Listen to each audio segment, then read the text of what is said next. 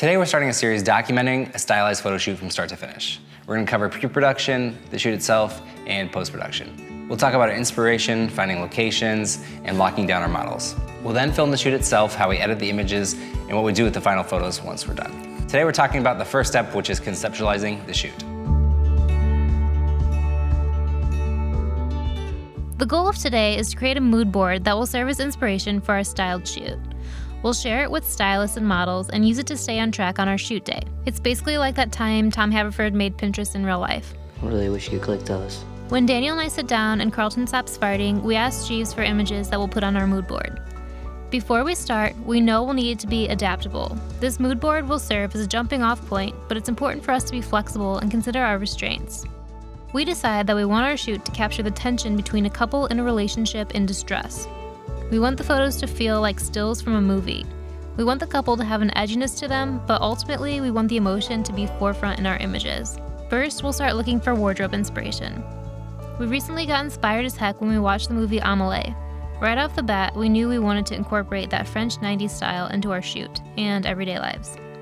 We find this image that breaks down the color palette of the movie. We like it because the dark colors will match the moodiness of the tone we've established. We'll put it on the board for just in case. We quickly find this photo that breaks down Amelie's style. Go ahead and save that. That's a good starting point, but we want to give our stylists even more reference images. From there, we search 90s Paris fashion. Nah, that's not quite right. We move on to 90s French movies and think that Lovers on the Bridge looks promising. We put it on our list of movies that Daniel will watch and I will almost immediately nap through, and save some images that have a fitting style for our shoot. We then find some images of 90s guys fashion. Before we call it quits on the wardrobe inspiration search, we Google Paul and Jamie Buckman. Not for inspiration or anything, I just really like them. We want to thank Squarespace for sponsoring our channel. You might have already heard, but in case you're new around here, they are perfect for blogs, portfolios, online stores, or whatever.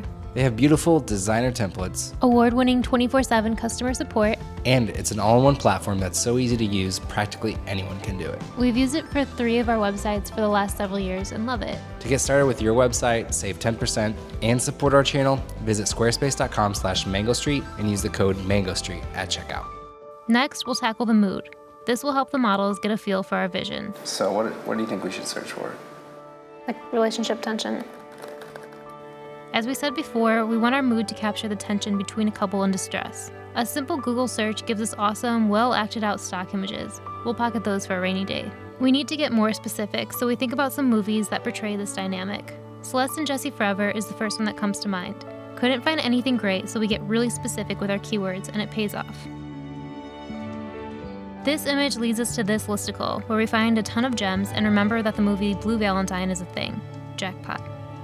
With our mood well documented, we move on to location. We decide that we want the shoot to take place indoors, right in the couple's home. We want to feel the raw emotion of everyday life, so the location should include rooms that our couple would occupy every day. A kitchen, a living room, and a bedroom. This will help us when we location scout in the next episode. That should do it. Now we'll head to Photoshop to compile all these inspiration photos into a mood board. Cool. Now that we've got our mood board, we'll lock down a location in the next episode. Catch you on the flippity flip. Thanks for watching. We hope this gave you some insight into how we conceptualize a shoot. Stay tuned to the other parts of the series where we actually do the shoot and show you the photos from it and so on. Like this video and subscribe if you aren't already, and we'll see you next time.